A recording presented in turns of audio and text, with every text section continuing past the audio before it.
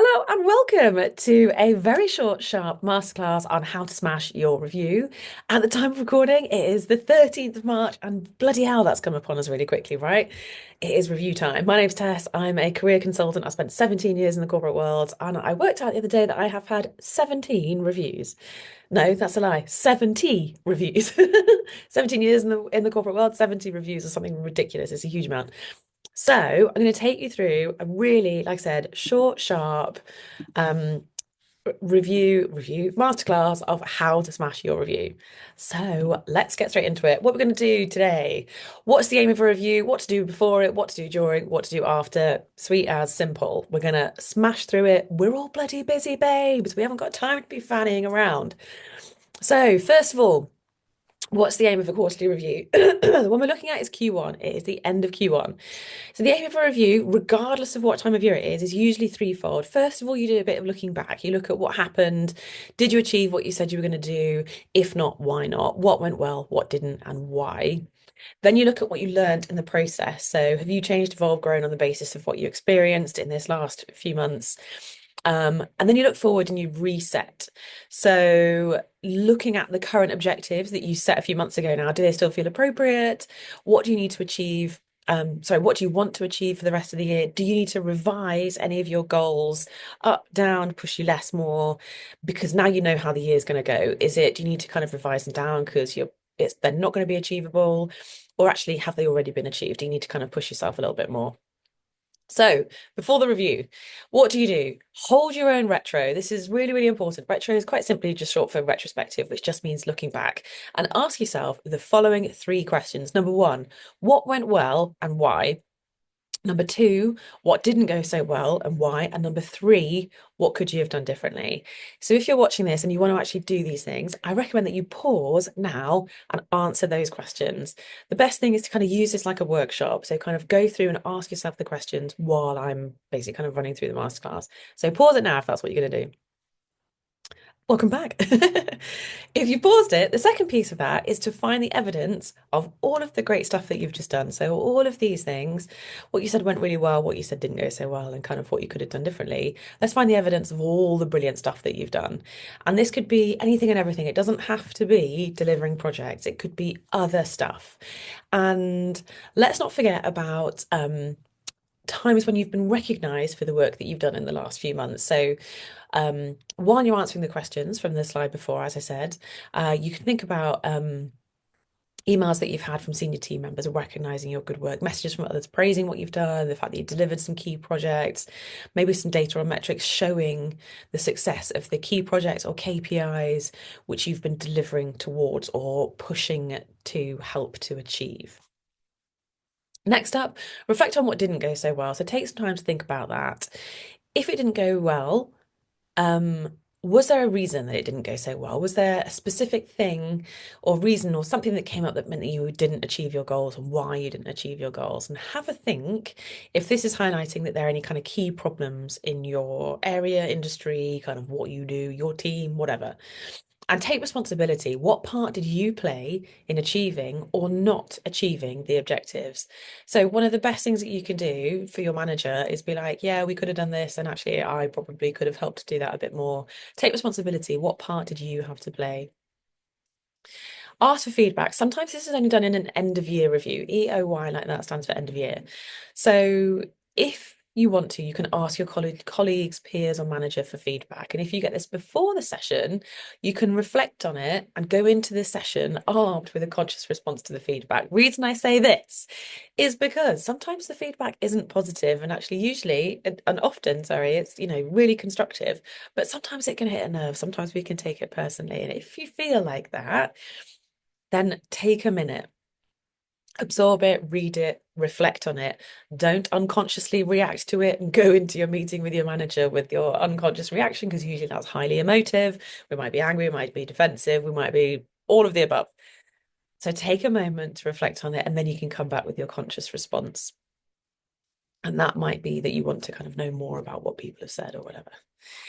Then you think about your future, think about your next steps. So if at the beginning of the year you're like, right, I want to get promoted by the end of the year, and suddenly March is upon us and you haven't done very much to work towards your promotion. Think about your future and what you want to do next. And the first question for that is like, do you know what you need to do? So if you want to get promoted by the end of the year, then have you researched what the requirements are for that role? Does the company have a career framework, for example, or resources that you can read that can help you understand what you need to get to that next step? If you know these things before your review, it means that you can have a much more informed and therefore useful conversation about your future. Next up, during the review. So, first up, brag. This is really, really goes against most of our natures. We find it really difficult to shout from the rooftops about all the brilliant stuff that you've done, but this is what you need to do. Shout about all the projects, the objectives, the goals that you've smashed, but all the other stuff as well. So, like I said, the bake sale that you've organised in aid of a charity close to the heart of the owner, or not so much the team Christmas party, probably in January, although I have had a team Christmas party in January before. And not so much the summer rounders match. I obviously meant to have changed these, but I haven't. Basically, anything that you've done in the last quarter, these are all important things to show off your skills, and they're really important for the team culture as well. So don't underestimate these things. Make sure, just to caveat, make sure that you focus on the projects, the objectives, the goals, but also don't miss some of this other stuff which kind of enriches the kind of input that you have to the team and to the company as a whole. And also think about any training or learning or new skills and all that sort of stuff that you did as well to grow and develop. So show what you've been doing, shout about it. Next bit, have your say. So this is your review. This is really, really important. And actually, if you haven't had the right support over the last few months, this is your time to say it. If you've struggled with a difficult colleague, perhaps this is time to say it. But, and this is a big but, I like big butts, and sorry, I couldn't stop. But make sure you're taking responsibility and do it in a really pragmatic, empathetic, and positive way. So if you've got a difficult colleague or something that hasn't gone right, say, I could have done this, but this person did this. How would you suggest that I, could have handled that or whatever? Um, Ask your manager for support. Ask what they would have done in that situation. Ask what they would suggest that you would have done in that situation. That's what your manager is there for. Next up, talk about your future and be clear on what you want. So, not just for next year, sorry, that's supposed to say the rest of the year. Set the scene now for what you want for the rest of the year. So, like I said, do you want to be promoted? Do you want to earn more money?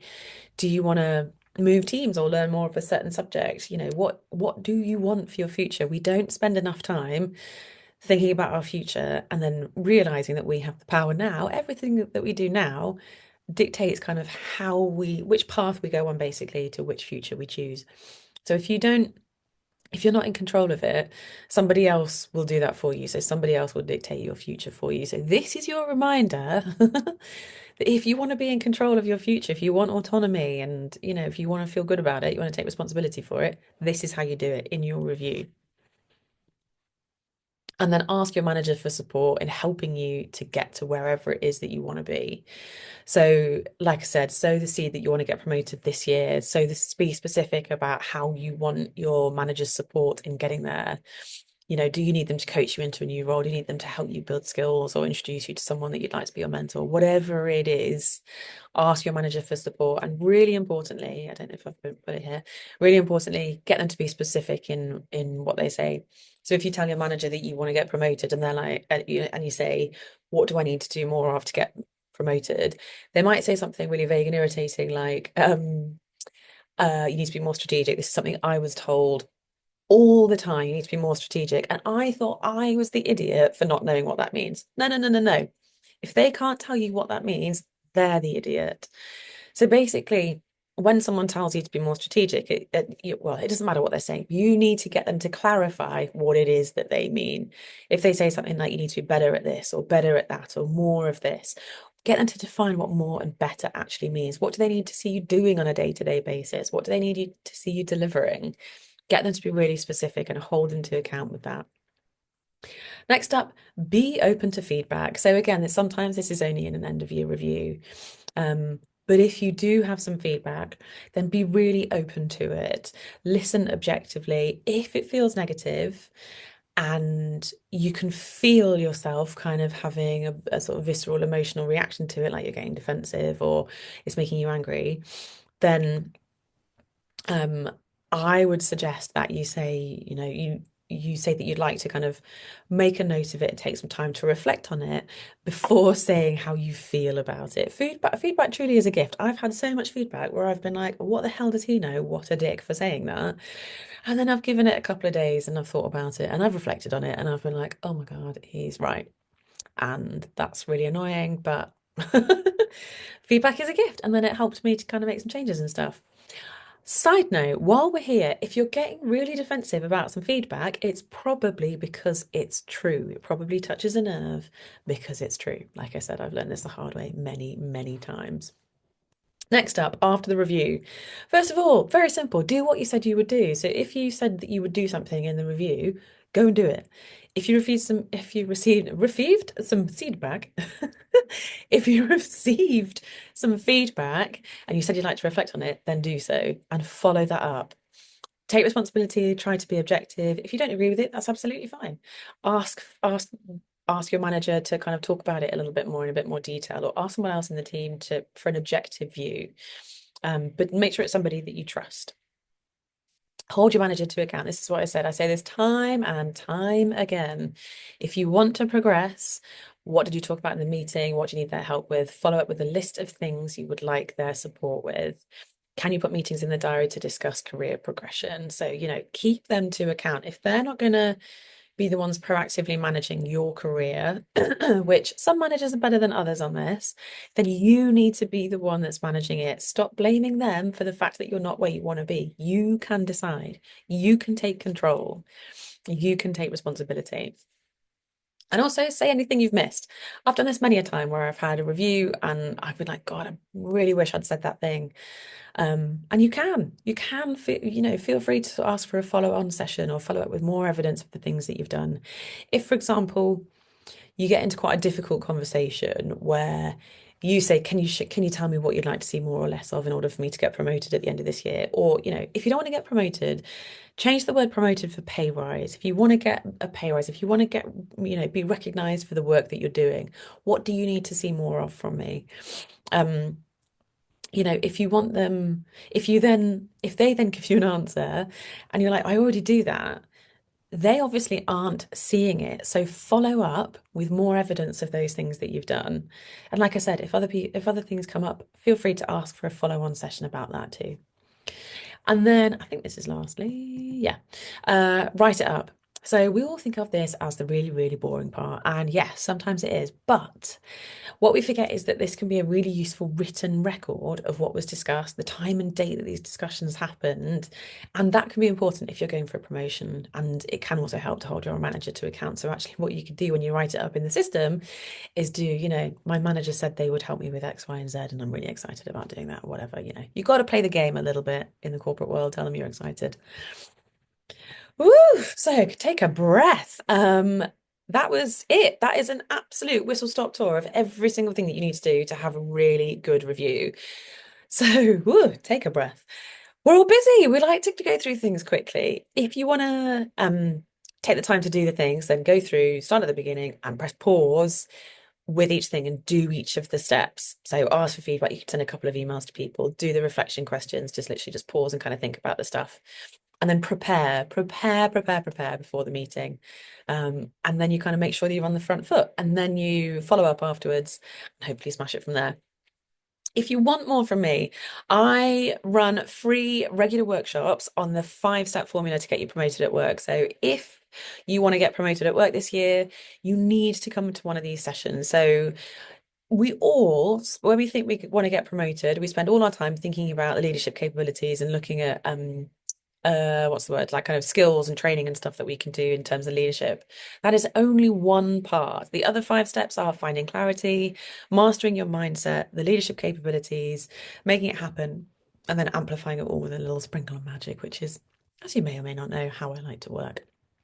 combining strategy, science, spirituality, and a little sprinkle of magic because it is a bloody powerful combination. Anyway, if you also want to find me, you can find me on you can have a look at our website or you can find me on LinkedIn. The links are there. That is all, my friends. Like I said, I wanted to keep this a really short, sharp whistle stop tour. So thank you so much for being here and hopefully see you again soon. And if you want to, you could like and subscribe to this. That would be great too.